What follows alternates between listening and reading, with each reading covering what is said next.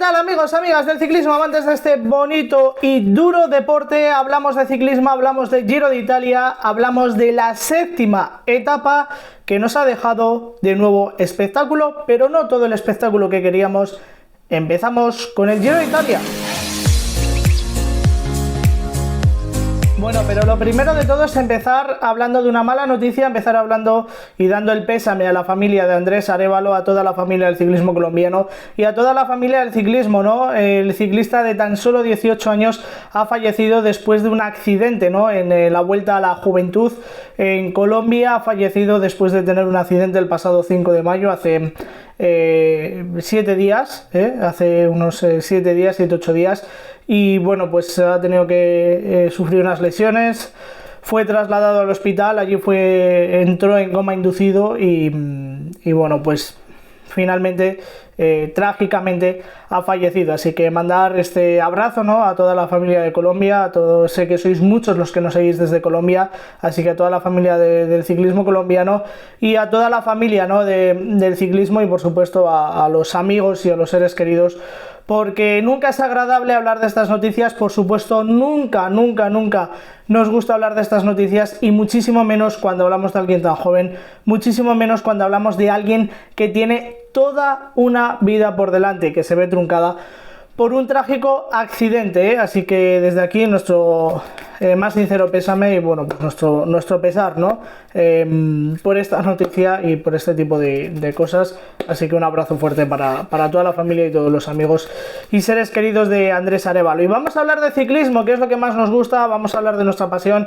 y vamos a hablar de lo que ha habido o no ha habido en el Giro de Italia. Bueno, hoy teníamos una etapa de prácticamente 200 kilómetros, hoy teníamos una etapa sin prácticamente un metro llano, 4.500 metros de desnivel positivo, más de 4.500 metros de desnivel positivo. Teníamos todos los ingredientes para ver si veíamos una pelea por la fuga. Bueno, pues primero os voy a decir de qué voy a hablar hoy, en qué se va a estructurar el vídeo. Ya sabéis que yo me pongo aquí a hablar, a analizar, a contar y vamos extrayendo el jugo, ¿no?, poco a poco. Bueno, pues hoy tengo varias patas principales. Lo primero de todos vamos a hablar de Juanpe López.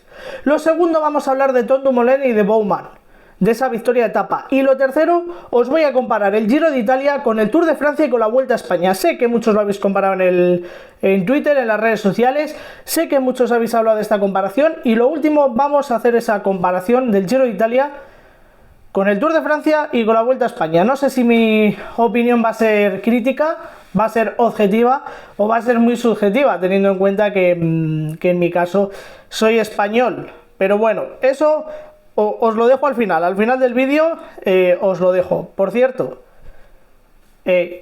suscribirse por aquí abajo aparece el botón de canal, suscribirse, la campanita de las notificaciones, porque ahora estamos sacando muchos vídeos y no os los podéis perder, porque estamos sacando mucha actualidad, el Giro nos tiene a full y claro, tú te pones a hacer tus cosas y te pierdes, y te pierdes el análisis y te pierdes la previa y os perdéis detalles del Giro, así que suscribirse. Y vamos a hablar precisamente de Juanpe López, de este líder del Giro de Italia, vamos a hablar del ciclista del equipo Trek Segafredo, que sigue siendo líder y que hoy ha tenido un primer punto importante, para salvar la carrera o para salvar el maillot de líder, aunque no ha tenido demasiada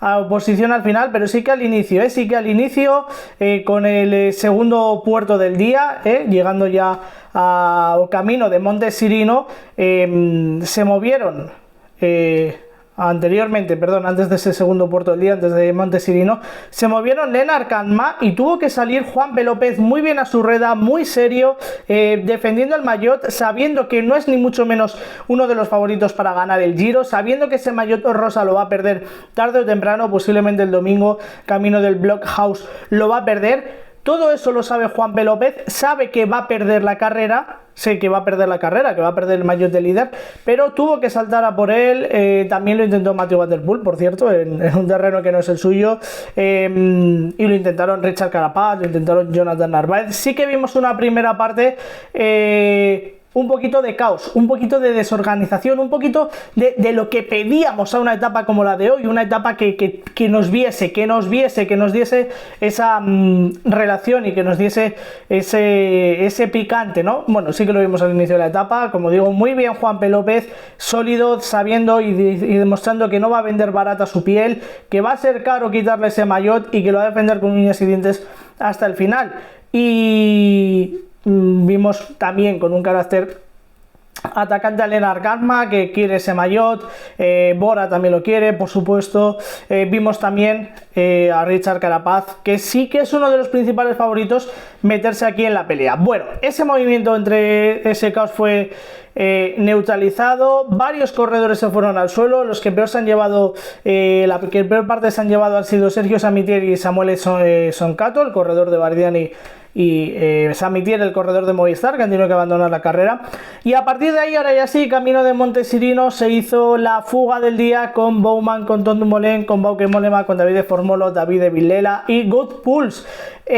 Una fuga que tenía mucha calidad, que tuvo 5 minutos, más de 5 minutos de ventaja, y que tenía muchos visos de llegar a la línea de meta, porque como digo, era una fuga de calidad. Bueno, llegaron a la línea de meta, se llegaron a jugar la victoria que se ha quedado en manos de Koen Bouwman. ¿Quién es Koen Bouwman? El corredor del Jumbo-Visma que ha conseguido la victoria. Y bueno, pues 28 años, tan solo 2 victorias en su carrera deportiva. Anteriormente había ganado en el Criterium de Dauphiné allá en 2017, antes de la pandemia, que cuando decimos antes de la pandemia nos parece que hace un mundo. Ese año, por cierto, también se llevó la clasificación de la montaña en el Criterium del Dauphiné. Un corredor que, bueno, pues siempre ha sido quizás un poquito más gregario, que sí que ha hecho top 15, un 12º en el Giro de Italia del año pasado, sí que tiene, bueno, pues algún resultado, ¿no? Algún top 10 que puede llamar la atención, pero que no había conseguido nada más que esa victoria en el Dauphiné, que consigue hoy la victoria después de una etapa durísima. Y después de un día en el que Tom Dumoulin le ha ayudado muy y mucho. Y yo creo que lo que nos llevamos de la victoria o de la etapa de hoy es ese resurgimiento de Tom Dumoulin, ese buen estado de forma de Tom Dumoulin. Ya ha perdido tiempo, estaba a 8 minutos, si no mal recuerdo, antes de la etapa, a 8 minutos de la clasificación general, así que ha perdido mucho tiempo, pero eso no le ha impedido estar adelante, eso no le ha impedido demostrar que tiene ese buen punto de forma, que no va a ganar la general, que no va a pelear por la clasificación general, pero que sí que va a estar, bueno, pues en etapas como las de hoy y haciendo ese trabajo, ¿no? Para Tom Dumoulin, Tom Dumoulin para su compañero Koen Bouwman, que como digo se llevó el sprint con 2 segunditos de ventaja sobre Bauke Mollema. Davide Formolo fue tercero. Vimos ahí al final también varios escarceos, varios intentos de romper la etapa por parte de Davide Formolo, algunos también por parte de Davide Villela, el corredor de Cofidis, que quedó quinto.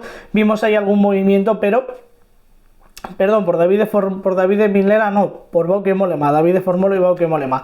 Davide Villela llegó a 2.25 y a 2.29, a 2.59, perdón, lo hizo el grupo de favoritos. Y aquí es donde voy a hacer mi comparación del Tour de Francia, del Giro de Italia y de la Vuelta a España. Lo voy a hacer, no sé si muchos habéis hecho este comentario o no, lo voy a hacer a raíz de un comentario que he visto o de un tweet que he visto en redes sociales, en Twitter, donde me comparaba el Tour, la Vuelta y el Giro. Vale, nosotros sobre el papel, es cierto que sacamos el papel y vemos los recorridos, y vamos a dejar de esta comparación fuera al Tour, porque el Tour es el Tour, vamos a dejar fuera de esta comparación al Tour de Francia.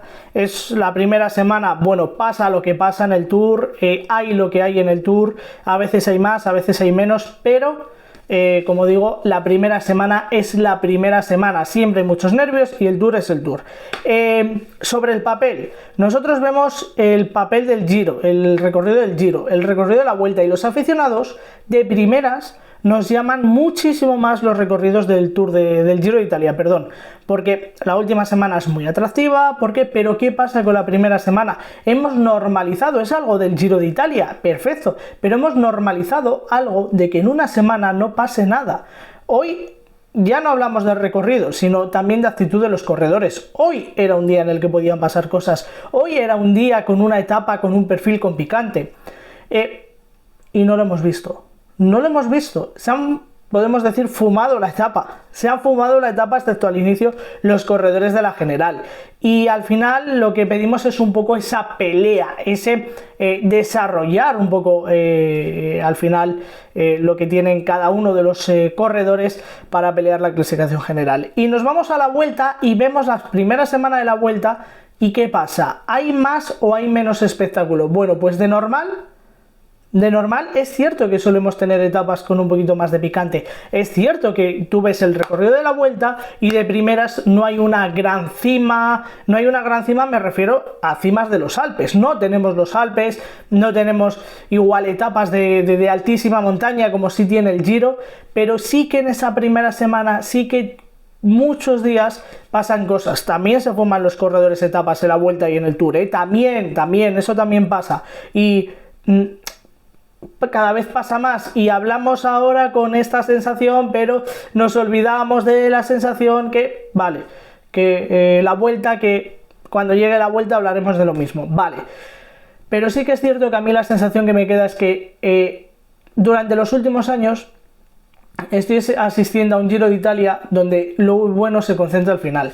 Y ayer yo hablaba y decía que no puedes vender una etapa de 5 horas a una televisión en la que pasan las cosas importantes en los últimos 30 minutos. Y ahora yo soy el que te digo que no podemos vender una carrera de 3 semanas donde en la primera semana no pasan cosas. Es cierto que lo importante tiene que pasar el último día, porque para eso está el último día, pero también, o no es menos cierto, que tenemos que distribuir un poco ese tipo de cosas, ¿no? Y ese tipo de cosas que pasen y que el aficionado vea la primera semana, vea la segunda y vea la tercera. ¿Es una crítica al Giro? Sí, es una crítica al Giro de aquella forma, pero sobre todo es una crítica a los corredores. Es una crítica a los corredores, porque ellos cobran porque los aficionados lo ven, así que habrá que hacer porque vean los aficionados a este deporte.